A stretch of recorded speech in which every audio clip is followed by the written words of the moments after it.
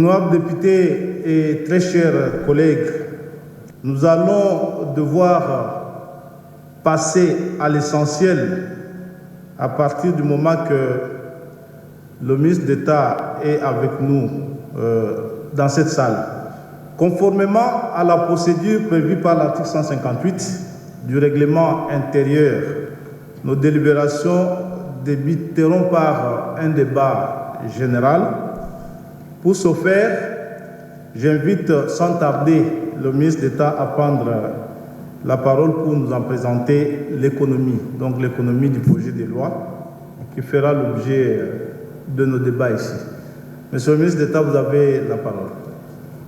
J'ai l'honneur de vous présenter en son adoption le projet de loi portant prorogation de l'état de siège sur une partie du territoire national tel qu'adopté par le Conseil des ministres au cours de sa réunion du vendredi 12 septembre 2024.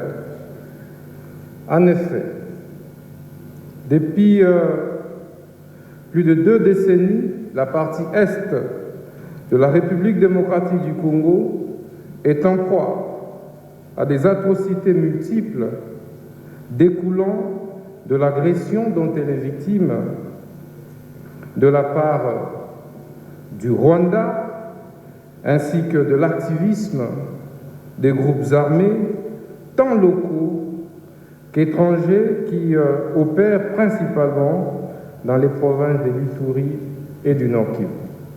À présent, honorables députés, très chers collègues, nous allons passer au débat, un débat ouvert, après cette économie nous présenter et les urgences qui ont été ici présentées par le ministre d'État.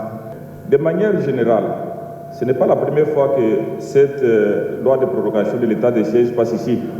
Nous avons toujours accepté que ça passe sans débat parce qu'il s'agit de la sécurité de l'État de notre pays. Je suis contre cette motion.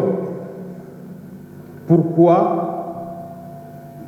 Parce que d'abord, nous avons commencé avec l'état de siège en 2021. Nous sommes passés par l'évaluation 3 mois après. Et même les résultats de ces évaluations, donc les recommandations et même ce qui a été dit n'ont pas été appliqués parce que justement, nous avons voulu protéger notre État jusqu'à ce jour. En rapport avec ceux qui sont contre de cette motion, si nous voulons parler d'autres questions en rapport avec la guerre dans l'est de notre pays, nous ne pouvons pas confondre avec ce que nous sommes en train de faire pour l'état de siège. Nazo kanisa que eloko akodiviser biso awezate. Nakosenga na ba collègue na biso ya Nord et na ya Ituri que toza biso nyonso ba députés nationaux. Situation ya est ya mboka ezaka ya binote za ya biso nyonso. Ceux qui bolingi bosala débat, d'abord il faut ezala à huis clos parce que il y a quelque chose au bino bo mentionner collègue Irachan Aouti Koloba honorable président que ba auteur baza connu. Nous étions devant notre peuple et nous avons un serment que nous avons prêté devant ce peuple. Nous sommes députés nationaux. Tout mandat impératif est nul.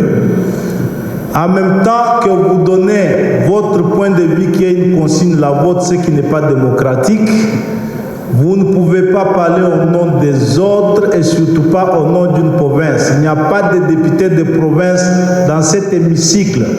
Il y a des députés nationaux. Est autorisé, conformément à l'article 144, alinéa 5 de la Constitution, pour une période de 15 jours prenant cours le 24 septembre 2024, la prolongation de l'état de siège proclamé par l'ordonnance numéro 21/015 du 3 mai 2021.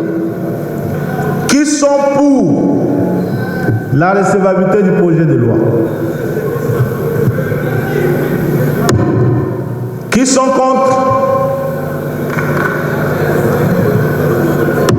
Abstention? Le projet de loi est recevable. Je tiens au nom de tout le bureau de vous remercier pour la spontanéité avec laquelle vous avez répondu et la ponctualité. Plus rien de temps inscrit, la séance est levée.